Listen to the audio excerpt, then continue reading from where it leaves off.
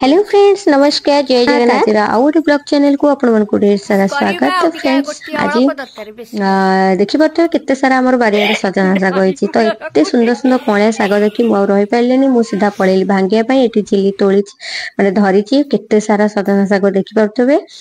तो सजना साग एमिति गोटे साग जेते दियो सेते हमकु नट, कारण बहुत बढ़िया लगे। आ सब बेले ही हमें अल्प अल्प पारिकी खाउ दुई जाय तक। तो एठी मु साग उराका सब एकाठी करदेबी।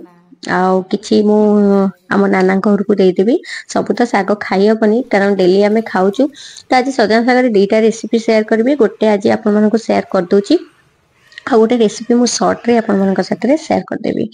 तो फ्रेंड्स सजना सागरे आज मु बनेबी गोटे सुखा चटनी, जोटा कि बहुत ही टेस्टी चटनी, बहुत बढ़िया लागिवो। आपण मानक जदी ठंडा हेतबो तो एमती भी खाई परिबे। जोठी भी सजना साग मिलुनी तो अल्प टिके अच्छी तो ताकू एमती बने की खाई परिबे। तो चलतु एठी हमर कोन करछि ना, एठी प्रिपरेशन करिया भीतर झिली एठी हळदी बाटी खाउथला। तो तार वीडियो बनै देली वाली कि से देखो नाही। तो चलतु बनेबा आज रेसिपी। तो प्रथम ये नहीं सांग मैंने देखी बिरी डाली, चना डाली, जीरा, गोटा धनिया टेस्ट पाई कि बहुत बढ़िया लगे। ये सब जिनस पकेले सुखा चटनी बहुत बढ़िया बास्ना आसे, बहुत बढ़िया लगे। तो एबे कौन कर सुखा चटनी जेहेतु बनाऊे आम से माने निहाती पकेबा आमर भृषंग पत्र। तो से लगी बारियाड़ गचरू एमती गोटे छोटे नहीं आसती। तो एबे कौन करना ना, जहाँ सब नहीं आपको देखी देती तो सब जिनस मुझे पकई देकी बढ़िया से हल्का भाजी नेबी। तो सब जिनस हल्का हल्का टिके भाजी गले तार बास्नाटा बहुत बढ़िया लगे। तो एबे एथिरे किछि रसुन आम ऐड करदबा, जोटा कि टेस्ट बहुत बढ़िया लगे। आउ चटनी माने तो रसुन बिना माने सब अधूरा। तो कंचा लंका चाहिए आप ऐड करेंगे, जेहेतु मुझे सुखिला लंका ऐड करछि, राग बहुत अच्छी। तो से लगी मुझे कंचा लंका ऐड करनी चाहिए, आप कंचा लंका भी ऐड करेंगे। तो एबे कौन करेंगे ना, किसी भृषंग पत्र से ऐड करदबा। तो ये सब को आम हल्का आंचरे ताकू भाजवा। तो भाजी सारिबा परे किछि रसुण सांग माने हेई नथिला। तो एबे रसुण को मुझे साइड करदेवी। रसुण को आउ टिके हल्का भाजी, कारण भाजिले ही यार टेस्ट बहुत बढ़िया लगे। तो ये देखा जाउछि रसुण टिके कंचालिया अछि। तो रसुण ये भाजी नबा, ताकू भी आम काढ़ीदबा। तो तापर इथे मुझे किसी ऐड करी आमर बादाम, चिना बादाम, जोटा कि टेस्ट बहुत बढ़िया लगे। चटनी रे चिना बादाम पकेले बहुत बढ़िया लगे। जदि आपको पाखे बिरी बड़ी थाए ताकू भी आप ऐड करेंगे। तो बिरी बड़ी नाला, जेहेतु वर्षा पाग जानते किसी भी अबिका बड़ी भी पारे सुखे हेनी। तो से लगी मो बिरी बड़ी पारि नी, मो पाखे बादाम थिला तो मु बादाम ही ऐड कर देछि। तो बादाम को आम तेल टिके बहुत बढ़िया से भाजी नवा। तो पूरा बादाम फुटिया पर्यंत सेमती भाजी नवा।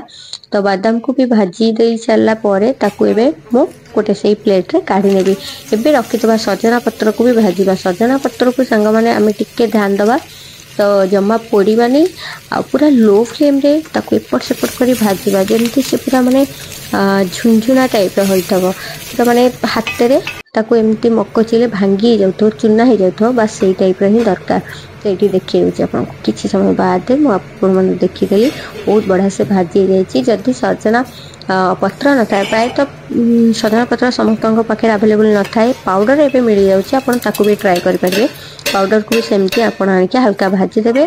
तो ये चटनी रे पकईकी सब गुड़ाक। तो सांग मैंने चटनी बनाऊे खट्टा बिना तो अधूरा। तो से किसी तेंतुली नहीं जाइली, ता सहित ये मुझे हल्का लुण पकई देछि टेस्ट हिसाब से। तो ये सब को आम कौन करना ना, गोटे बढ़िया माने फाइन पाउडर टे बनईकी नहीं आसवा। पाउडर तो हेनी एमती माने टाइप रो चूरी हो, जोटा कि बहुत बढ़िया लगे खाइबा। तो देखिए दूसरे आपण को बहुत बढ़िया से चूरी जाइए। तो बहुत बढ़िया बास्ना आसुला, बहुत बढ़िया लगुला खाइबा। तो एमती गरम गरम तो हेतब आपन केवल आपको भात रे ही खाई परिबे, आउ कोथरे खाई हबनी ये केवल भात रे। तो एठी मो भात नहीं आछि बाढ़ी देछि मो पई की। तो एठी किछि गुआ घियो ऐड कर रे सांग माने मस्त लागिबो खाइबा पई की। आउ जदि आपन पाखे घियो न थाए ताले आपण निहाती सोरिष तेल थिबो ताकू ऐड करेंगे, तो बहुत बढ़िया लगे। तो जेहेतु ठंडा होता मत, तो से लगी मुझे गुआ घी पकई खाऊँ, मस्त लगुला, बहुत बढ़िया लगुला, बहुत टेस्टी बनता। आज आपण मैंने ये रेसिपी देखिए निजे ट्राए करूँ, देखिए बहुत बढ़िया लगे। सहित जो सजना साग सारू रेसिपी बनई निश्चय आप शेयर करेंगे। नेक्स्ट रोचे बाय।